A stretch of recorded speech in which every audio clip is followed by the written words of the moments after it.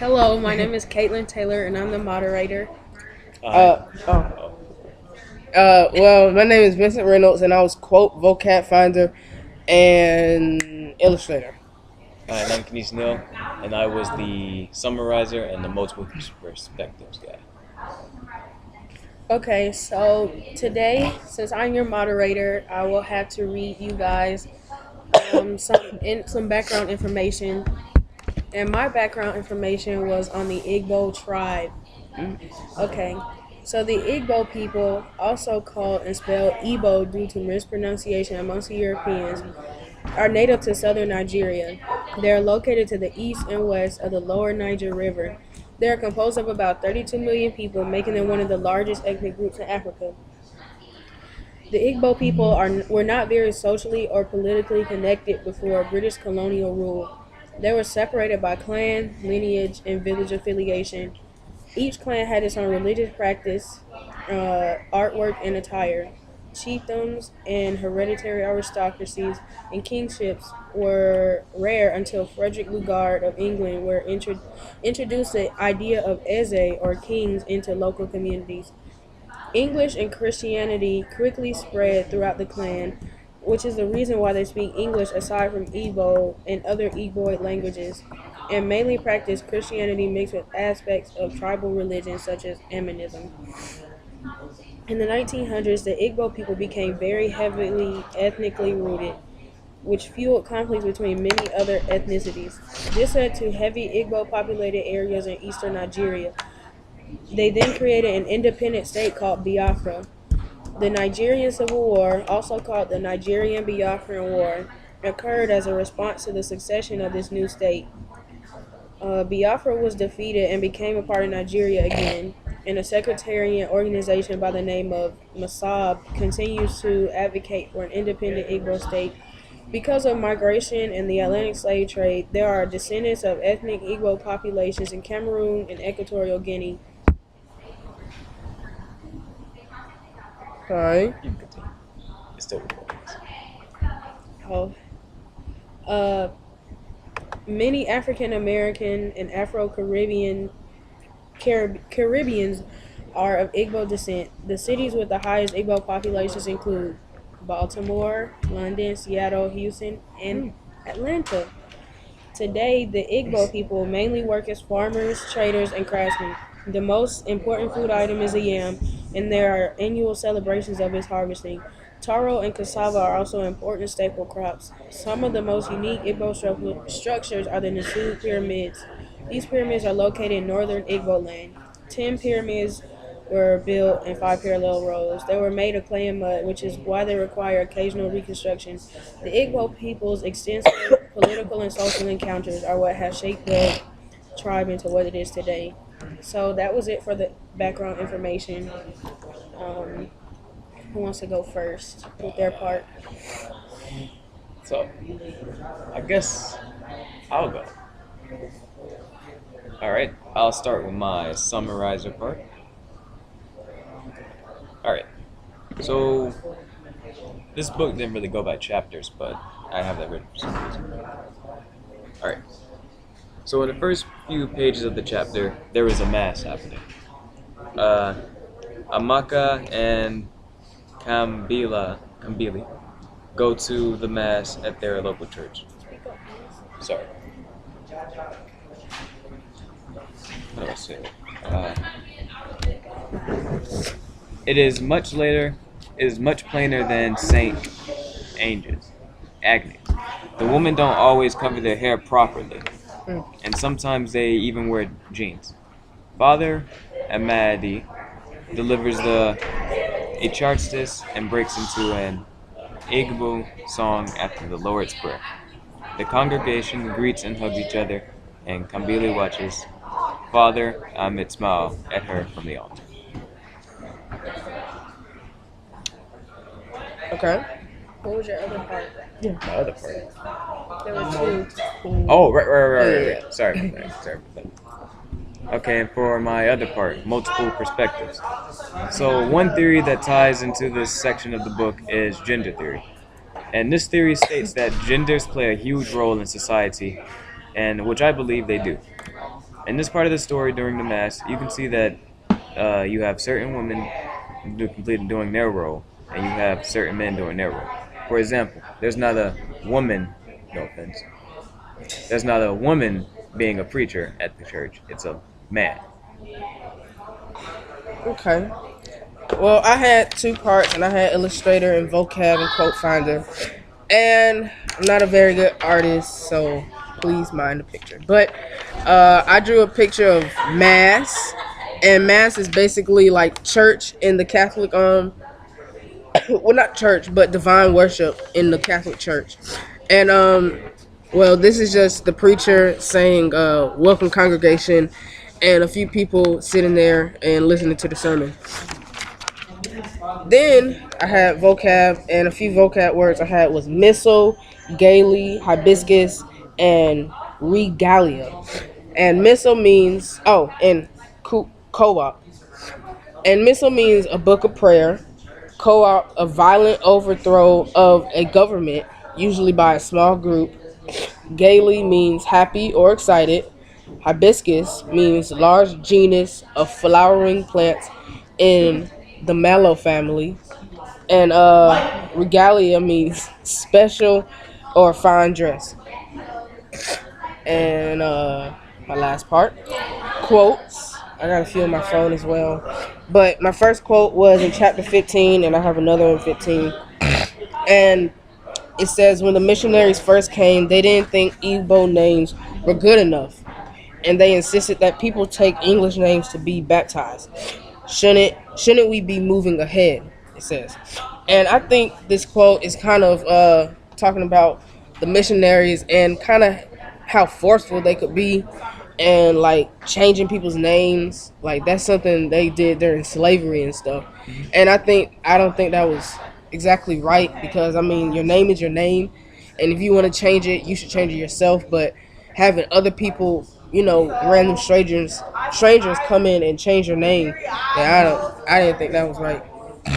Then second quote was, the sun turned white, the color and the shape of the host, and then I saw her, the Blessed Virgin, an image in the pale sun, a red glow on the back of my hand, a smile on the face of the rosary bedecked man whose arm rubbed against mine. She was everywhere. And they're talking about Mary, of course, the Virgin. And this is just describing a picture of Mary. And the speaker is Kambili Achike. And I think this is like a religion type belief quote. And that played a big role in the book as well. Very big role. And yeah. Okay, so now I will read the discussion questions. So my first question was, in what ways are Auntie Foma and Eugene different, and why do you feel that she is happier than Eugene even though she is much poorer? He didn't hear that. You want me to repeat it? Yes, please. In what ways are Auntie Fioma and Eugene different, and why do you feel that she is happier than Eugene even though she is much poorer? Well, you know how most people say, like, money doesn't make you happy? It's more about, like, living happy instead of obtaining all of that money. Because when you think about it, money, yeah, it can get you things, but you can't use money to buy love. I mean, well, you can, but It's not. it's not the same. What do you think? Well, I was kind of thinking the same thing you were saying. Like, like everybody has their own life, and like happiness comes with, like not everything. How do I put it? Like, Yeah. I can't really describe it, but like like having friends and family is better than having money. And I mean, even though you're poor, you can always find happiness somewhere. So yeah. Well, yeah, my answer was, I feel that she is much happier than her brother because of the way that she approaches life. She loves to laugh, and she does not let her religion interfere with her happiness. And she prays that the day will bring laughter and joy rather than asking for everyone to convert to Christianity like Eugene does. So my second question was, why do you feel that Jaja felt comfortable about telling Auntie Fioma what happened to his finger? Because, well, he knew that he wouldn't get, like, hurt in the process. Because whenever you tell things, like, with his father, it's different. It's always different. Whenever you tell Eugene something, you can assume you're about to get punched in the face. Or something like that. Yeah. But with other people, I'm pretty sure he probably feels safer. Because he's so used to all, like, he's tolerant to the beating and all that. And whenever he knows he's up to something, like, that will be okay, he does just fine. Like, he's able to open up. Okay, well, my answer to that was, and this is important because it's not It's fine.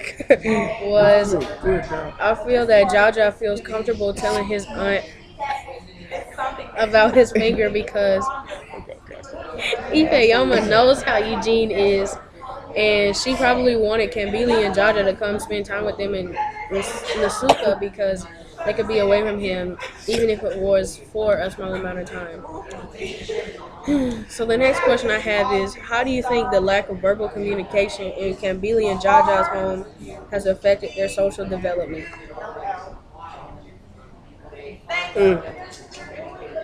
With that question, I'm going to use an example with a few people in our school. Tanisha Arnold. So we have a pair of twins at the school, a girl and a boy. They have a home. They have a nice home. I'm sure they talk with their parents. But whenever it comes to being social, the boy does just fine. I feel like it's because he has connections with something else. But the girl, no offense,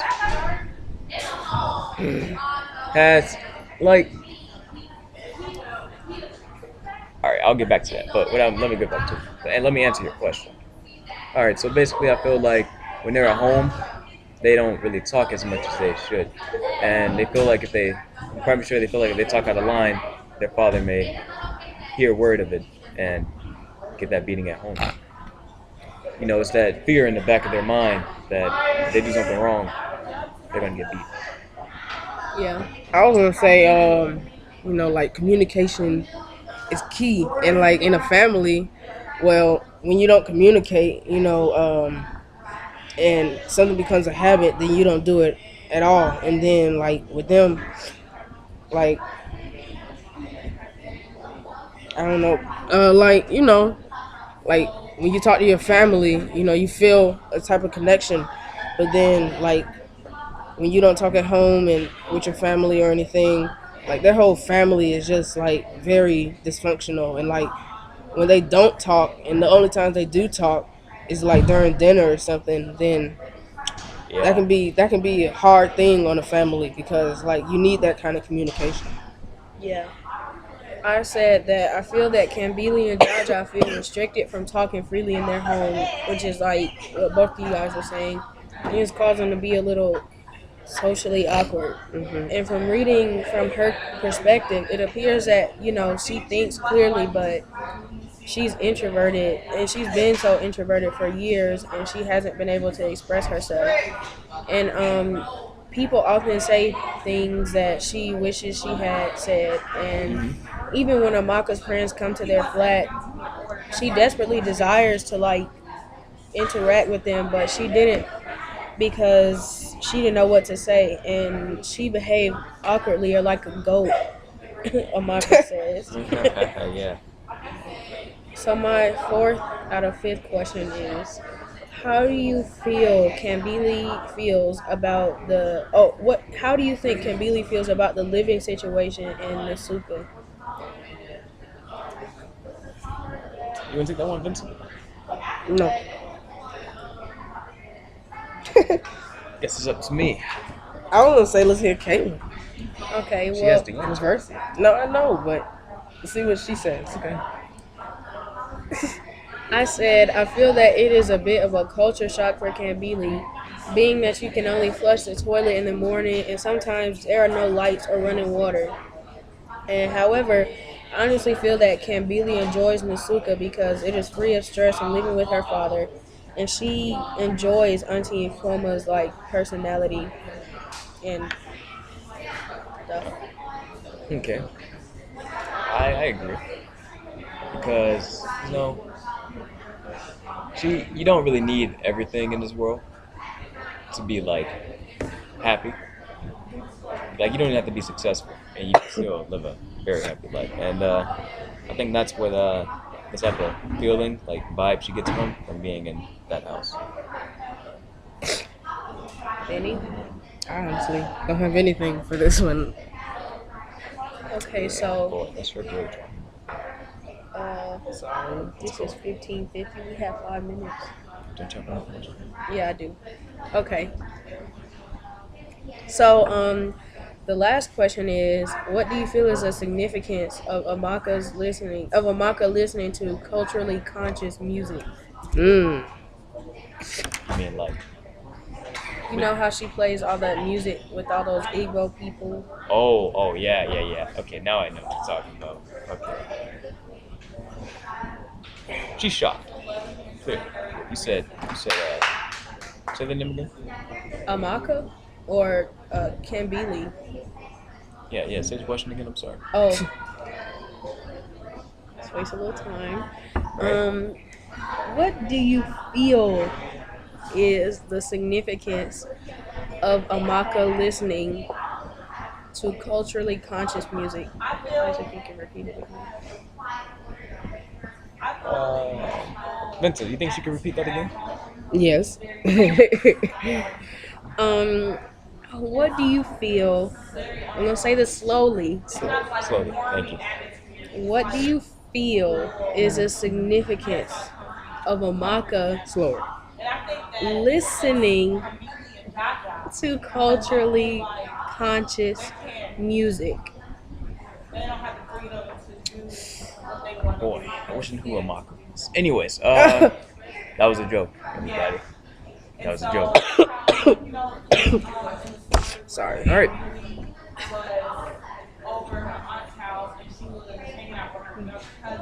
You guys have anything to say about that one? Yeah, trying to let the time wind down a little bit though. You didn't hear that, but I think she like listens. Until it hits 18 minutes and really say something. Well, let me see. Where do I even start? Ah, gosh, Amaka. Culturally conscious. Yeah. Like, I don't, to be honest, what does culturally conscious mean? Oh, Well, I think culturally conscious means that, well, in Amaka's case, you know how their family is like, they're obviously of Igbo like descent or whatever. yeah. So, and you know how they kind of broke away from that. Auntie Fioma is Christian as well, Christian, and Still play Eugene it is Christian too. Yeah. But they're more tolerant of, the beliefs that they held in the past, and they don't like completely down it and forget about it like Eugene did. Yeah. So I guess culturally conscious, as in she's aware of where she came from. I think I think you can compare that to like a Christian, listening to Christian music. Like, I mean, like, you know what you are, even though other people might say, like, that's ridiculous or anything. And like compare it like that. That's how I think of it. And she knows like who she is and where she comes from and her generation and how everything is played out. And yeah, that's how I think of that. I agree with you 100%. I have nothing else to say about that. So what did you say, Caitlin? Yeah. I said I feel that Amaka listens to that type of music because she is raised in a pretty liberal home, but I feel that she feels that people have gotten so caught up in their new religion that they have actually forgot where they came from, which is kind of what I was saying earlier about her them being from like an Igbo family or whatever. But she, despite them being from like an Igbo family and them being like Catholic or whatever, they still, she still is connected with her past. All right. Looks like that's the literature circle. Yeah. Another one. Another one. All right. Till next time.